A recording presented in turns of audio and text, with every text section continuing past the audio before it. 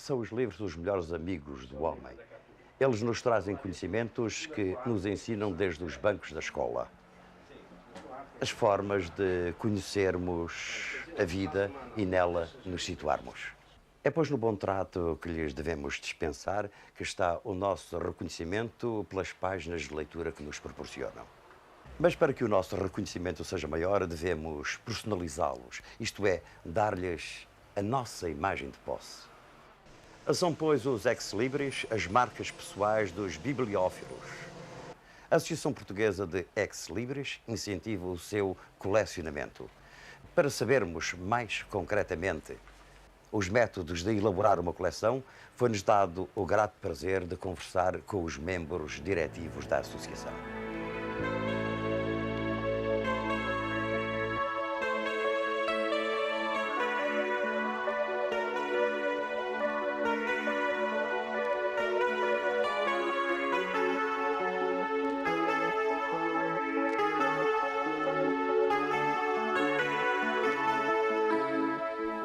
A Associação de Ex-Libris foi fundada em 1955 com o nome de Associação Portuense de Ex-Libris. Em 1975, alterou a designação para Associação Portuguesa de Ex-Libris, sendo membro fundador da FISAI, Federação Internacional das Sociedades de Amadores de Ex-Libris, o que lhe confere o direito de ser a representante portuguesa a nível internacional. A associação tem como membros cerca de 300 associados portugueses e estrangeiros. Conosco, os senhores Fausto Moreira Rato, Sérgio de Oliveira e Eugênio Mialha Costa, que muito nos vão dizer sobre o que é a Associação Portuguesa de Ex-Libris, as técnicas inerentes à execução destas peças colecionáveis, a principal bibliografia existente e as formas corretas de elaborar uma coleção.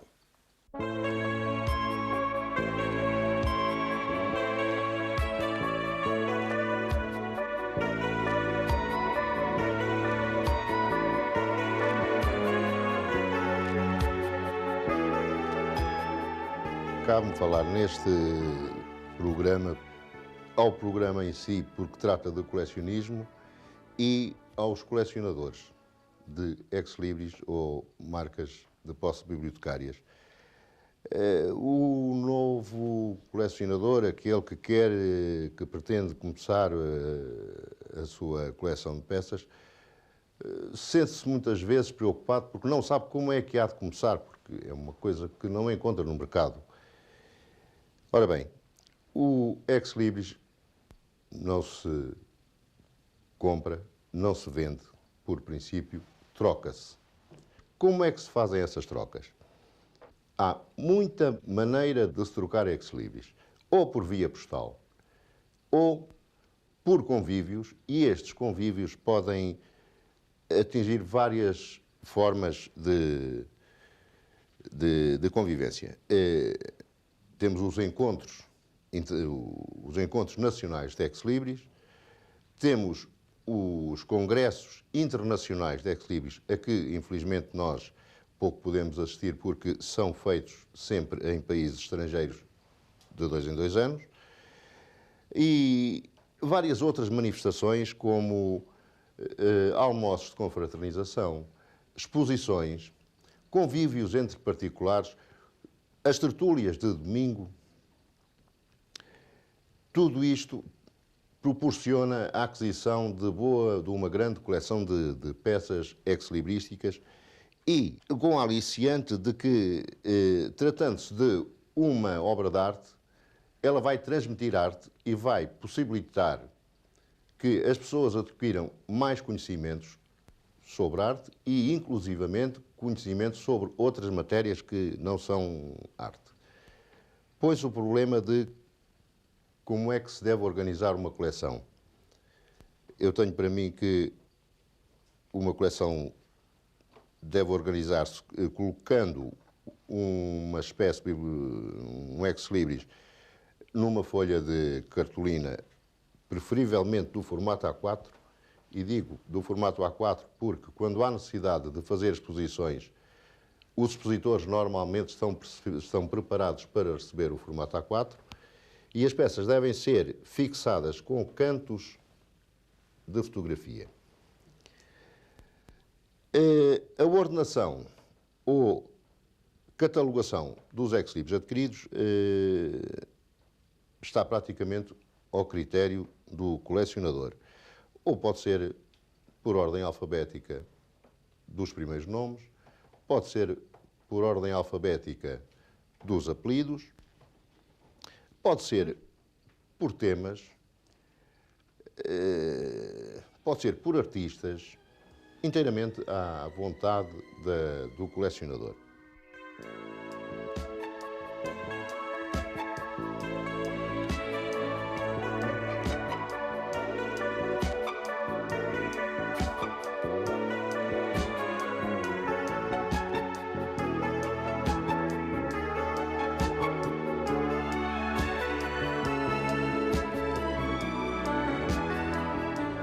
Em 1976, a Associação Portuguesa de Ex-Libris organizou o 16º Congresso Internacional, em Lisboa.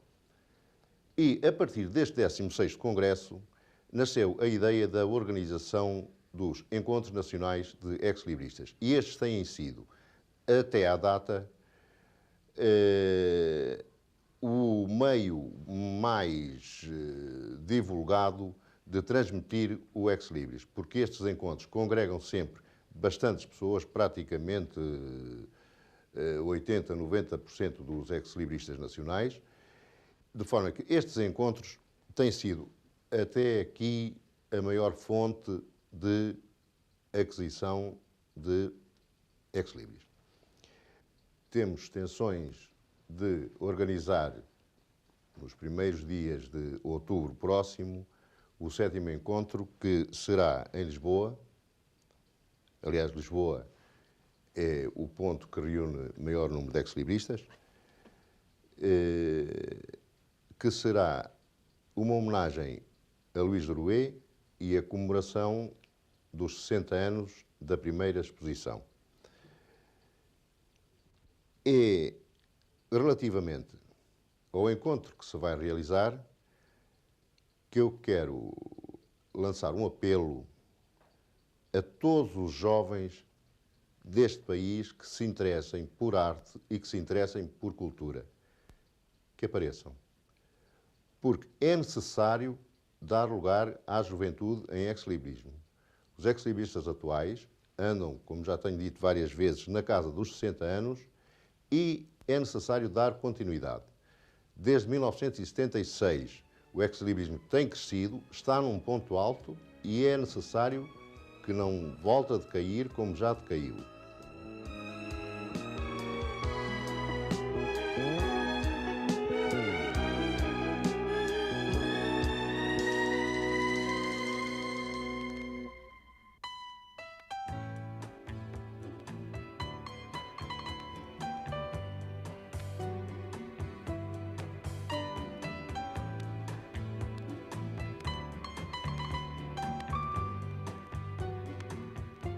Seja que for que possua livros em pequena estante ou grande biblioteca, é indispensável que possua também ex-libris pessoal, não só para marcar a posse dessas obras, mas principalmente para lhes dar o último toque artístico que todo o verdadeiro bibliófilo tem a obrigação de acrescentar aos seus livros, para além das encadernações com que as haja acarinhado. Os livros merecem todo o nosso amor e tudo que se faça por eles é pouco, pois são eles que nos dão o saber profissional e cultural. Muita gente, porém, infelizmente, logo que compra um livro, conspurca-o e danifica-o com a sua assinatura, numa atitude pouco dignificante, pois subconscientemente, com esse ato impróprio de assinar os livros, está a tentar fazer-se passar por seu autor. Posto isto, vem a propósito falar e mostrar ex-libris, começando por dizer que estes têm por base um desenho ou pintura da autoria de artista qualificado que saiba transpor para esse seu trabalho as ideias do futuro utilizador da marca bibliográfica. Depois, conforme desejo ou posses do utente, este manda fazer a uma oficina especializada a necessária zincogravura, matriz mecânica de reduzido custo. Se o desenho ou a pintura não permitir, poderá mandar executar fotogravura ou imprimir diretamente a offset, quando o trabalho de base seja a cor. Há ainda a opção da serigrafia, com a qual se obtêm excelentes resultados.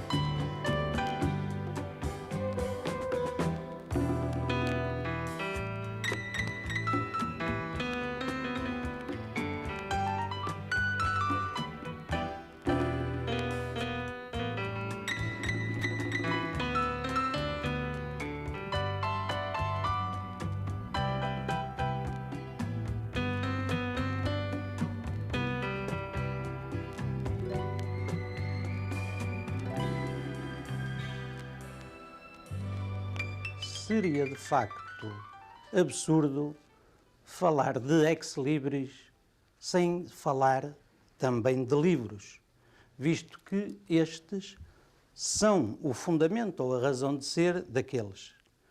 Os livros têm ou devem ser identificados pelo seu dono. O livro é o princípio, o ex-libris será o meio de identificação do seu possuidor. E ambos têm como finalidade acrescentar conhecimentos, saber, cultura. Apesar dos espetaculares progressos da comunicação, acreditamos sinceramente que o livro será ainda, por muitos e muitos anos, o meio por excelência de transmissão de conhecimentos. Ele, além do texto, da expressão do autor, tem ainda a vantagem de nos transmitir a imagem. E tudo isto é permanentemente disponível ao leitor. Portanto, eu estou convencido que esta forma de transmissão de conhecimentos será ainda por muito tempo a maneira insubstituível de transmitir de geração a geração a cultura.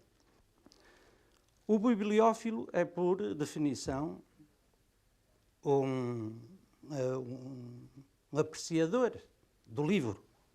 E é ele que garante às gerações futuras a sua utilização, porque o guarda, porque até o resguarda com uma boa encadernação, porque lhe presta os maiores cuidados. É este amor que o bibliófilo dedica ao livro que o leva a marcar nele a sua identificação. E falo de maneira que não macule o próprio livro, que não o prejudique, mas, pelo contrário, que lhe acrescente valor, porque o ex-libris é, ou deve ser sempre, uma pequena obra de arte. E é ela que também vai acrescentar valor à própria obra, ao livro. O ex-libris é, pois, o filho natural do amor aos livros. Falemos, portanto, de livros que tratem de ex-libris. Sobre ex-libris tratou João Rosa no Alentejo à Janela do Passado, na terceira parte deste livro, de forma brilhante. Ele descreveu aqui vários ex-libris de alentejanos ilustres.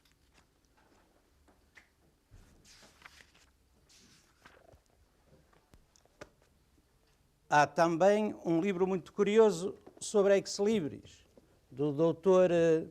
Cruz Malpique, Dom Quixote no mundo do Ex Libris. Belíssimo livro, muitíssimo bem ilustrado, de que foi diretor artístico, o diretor da revista, o diretor da Associação Portuguesa de Ex Libris, o Sr. Artur Mário da Mota Miranda. É de facto um livro muito interessante e curioso, belíssimamente ilustrado. Sobre também Ex Libris, há um livro indispensável na bibliografia e que já agora aproveito para recomendar a quem se começar a interessar por estes assuntos, que é o Manual de Ex-Librística de Fausto Moreira Rato, imprescindível hoje a quem se interessar pelo assunto, onde se obtêm aqui conhecimentos que são absolutamente indispensáveis e que é de facto um manual completo sobre a ex-librística, obra fundamental, editada pela imprensa nacional. Está também profundamente ilustrado e belamente ilustrado, havendo dele uma edição especial muito interessante.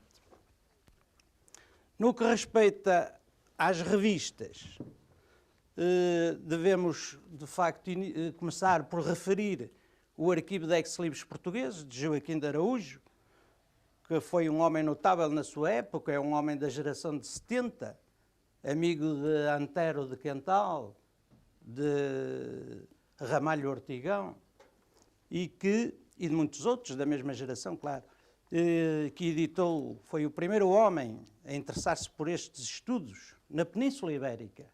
Esta revista é, de facto, a primeira que aparece na Península Ibérica sobre ex-libris. Revista muito bem feita, ele foi um grande escritor e um grande poeta. Joaquim de Araújo merecia, de facto, ser recordado e homenageado pelo trabalho que executou nesta altura. São 4 volumes e hoje é uma raridade bibliográfica esta revista. E publicou-se até 1908, princípios de 1908. Depois dela, aparece já bastante mais tarde, só em 1916, uma outra, a Revista de Ex-Libris Portugueses, de que foi diretor o Conde de Castrisola. Depois foi seguida a direção desta revista por o Ferreira Lima, o Coronel Ferreira Lima. Publicou-se até 1927. Vem depois disso, e há outro intervalo de tempo grande, o Arquivo Nacional de Ex-Libris, que se publica até 1934, dirigida por Armando Matos e Gusmão Navarro também. Aparece uma separata de uma revista de charadismo, que era o Enigma. Foi feita esta separata que se chamou Ex-Libris, dirigida por Eduardo Leiria Dias, que vai de 1946 até 1948 apenas. Depois dela, logo a seguir, aparece, dirigida por Mário Rodrigues Vinhas, o Ex-Libris Portugal. A revista Ex-Libris Portugal, que ainda hoje se publica. Portanto, é atualmente a mais antiga revista de Ex-Libris em publicação.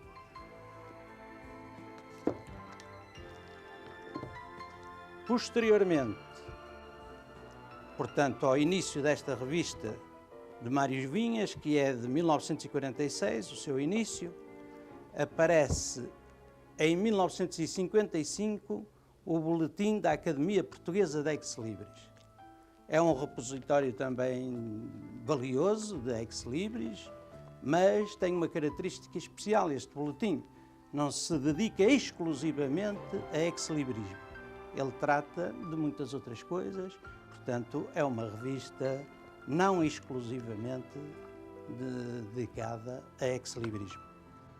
Também, mais ou menos na mesma altura em que apareceu o Boletim da Academia, aparece o Boletim da Associação Portuguesa, nessa altura a Associação Portuense de Ex-Libris, hoje a Associação Portuguesa de Ex-Libris.